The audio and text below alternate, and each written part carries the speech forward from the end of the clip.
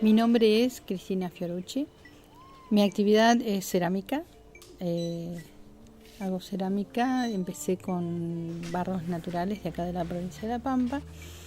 Y bueno, he explorado desde las técnicas más primitivas, con las cocciones más primitivas, con los recursos de acá del paisaje pampeano, hasta las más actuales. Las palabras que florecen.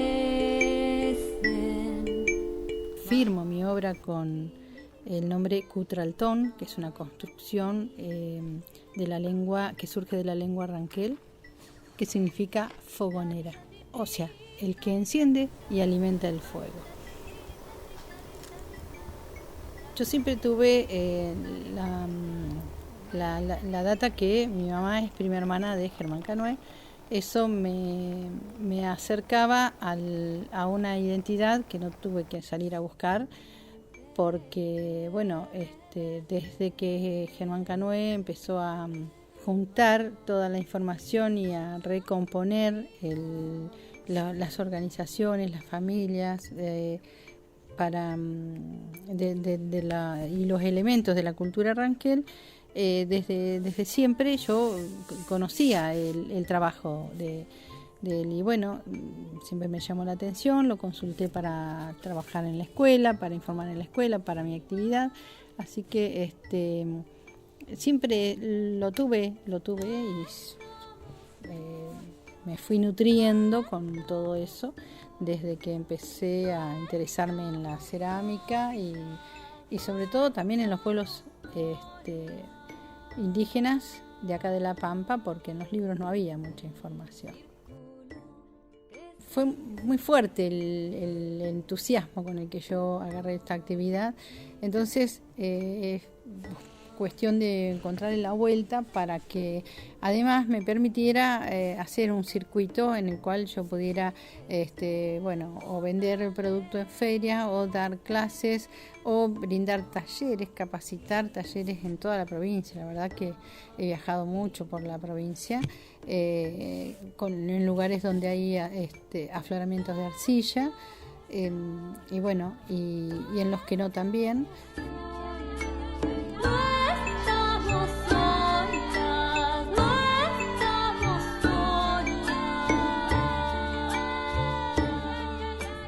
Que yo siempre digo que el mismo paisaje es el que nos dice dónde estamos, y depende de uno cómo lo observe o cómo se integra en el paisaje, si uno encuentra esos mensajes.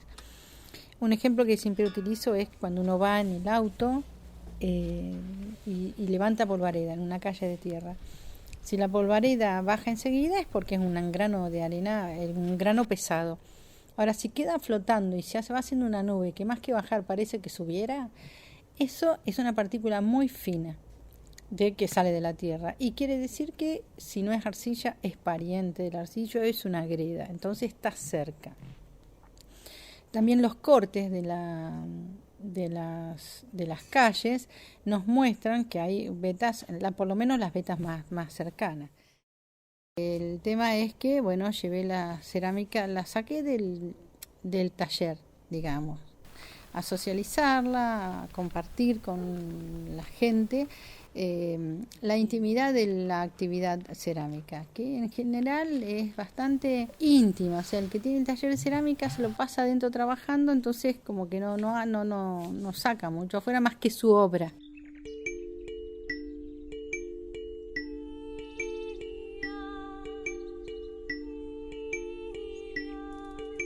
De las oportunidades que había,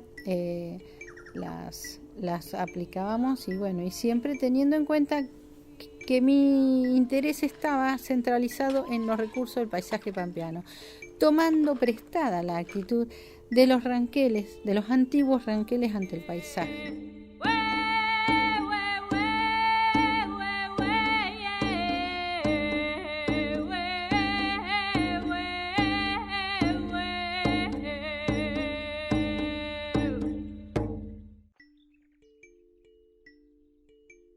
después, bueno, es cuestión de llevarla a la casa y probarla con limón, si tiene mucho carbonato de calcio, probarla con haciendo una bolita. Si hace una bolita y se mantiene y se sostiene, quiere decir que ya tiene ligue. Y si además a esa bolita le podemos hacer una especie de choricito y lo sostenemos de un extremo y no se cae, no se rompe, estamos viendo que es una arcilla que se puede modelar. Lo único que falta ahí es combinarla con arena para que en su secado no se cuartee. Entonces le vamos a agregar, como hacían los antiguos, una parte de arena en 2 de arcilla, que es lo que sería un 70%.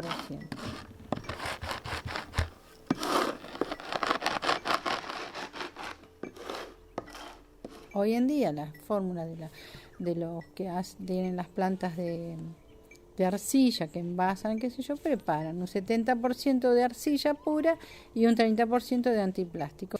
El antiplástico que se usa en otras es carbonato de calcio, muy molido, cuarzo, feldespato, y el cuarzo y feldespato lo tienen nuestras arenas. Así que con los recursos que el mismo paisaje nos brinda, ya tenemos los materiales, los minerales para poder obtener una pasta. Y si tiene raíces o piedras más grandes, la podemos colar o la podemos apartar y amasar y modelar.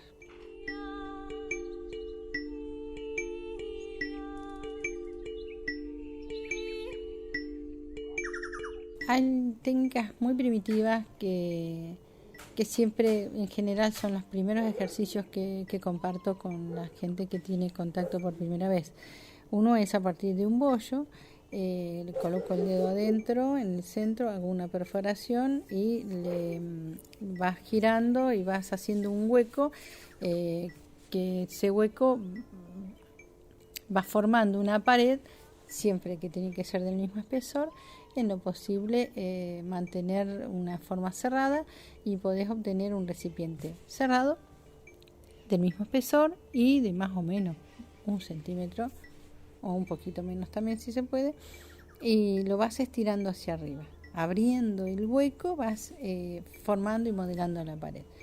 Se dice, ya se sabe, uno cuando está modelando la pieza nunca se termina, se abandona, uno decide cuándo es el último, es el momento de dejarla ir al otro paso, que el otro paso es que se seque y que pase por el proceso transformador del fuego. Ahí el fuego, estando completamente seca, va a transformar la materia, va a quemar las moléculas de oxígeno y de hidrógeno, todo lo que es agua química. El agua agregada ya se fue en el secado, el agua química se le va a evaporar y se va a transformar en un material que ya no es reversible. Los más primitivos son las hornallas a cielo abierto, que son los más que se supone que han utilizado los antiguos acá, en esta zona, donde uno hace un refugio para el fuego en forma circular. Uno pone las piezas del lado de afuera y hace un fueguito en el centro y las va templando las piezas. Uno tiene que acostumbrar el ojo para saber cuándo es el momento de aflojar con el fuego y que se vaya enfriando también de a poquito para que no sufra tanto.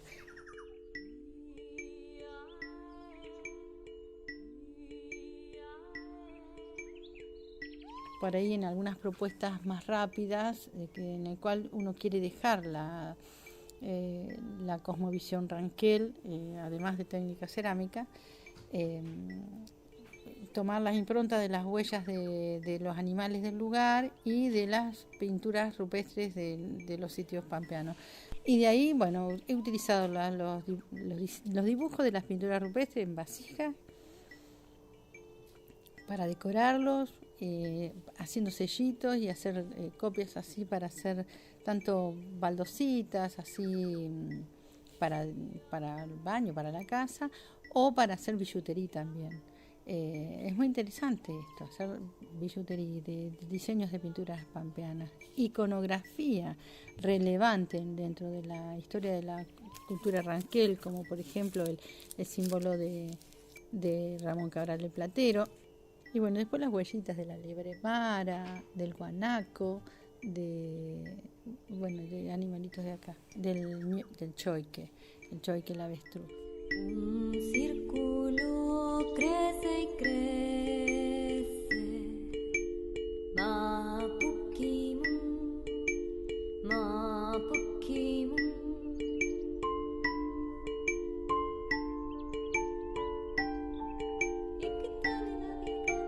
Las palabras que florecen, Mapukimun, Mapukimun. Lo que pasa es que cuando yo empecé con esto, empecé con tanto entusiasmo. Me gustaba tanto hacer eso. Me sentía que realmente estaba haciendo algo que me era propio. Y que me era propio y que me era propio como en lo individual y en lo colectivo también, ¿no? Entonces me permite conectarme con la gente, me permite un montón de cosas, todo este camino.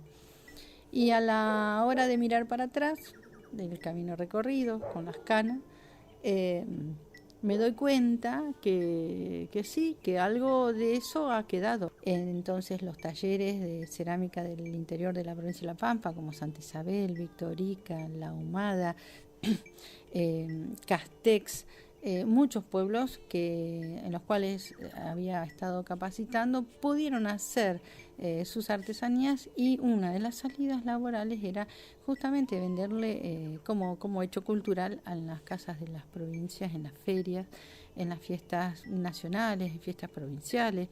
O sea, empezó a surgir una élite social que éramos los ceramistas tradicionales de La Pampa, que seguíamos un eje, una línea de trabajo aproximada a la de los antiguos. Y nos acercaba tanto al paisaje, que ya no mirás el paisaje de la misma manera que antes. Creo que empecé a sentirme de una manera respecto de la naturaleza. Yo voy a una feria y de los muchísimos ceramistas que están dando vuelta, un altísimo porcentaje pasaron por mi taller y me da tanto gusto, tanto placer, satisfacción.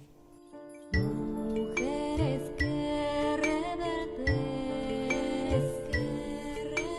Mapuki, Mapuki, Mapuki. Bueno, hay una difusión y desde otro aspecto, no solamente del artístico y del artesanal, sino desde el visceral, desde que sentís.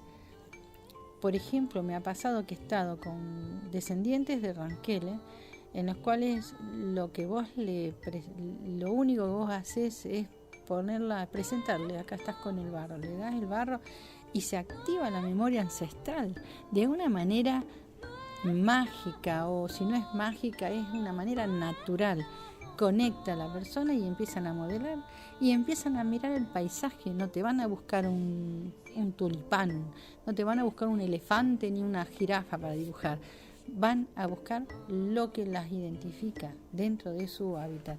Entonces ahí te das cuenta que el trabajo está bien hecho y yo no les enseñé nada, les puse la arcilla. Ese fue mi trabajo, quizá, mi misión.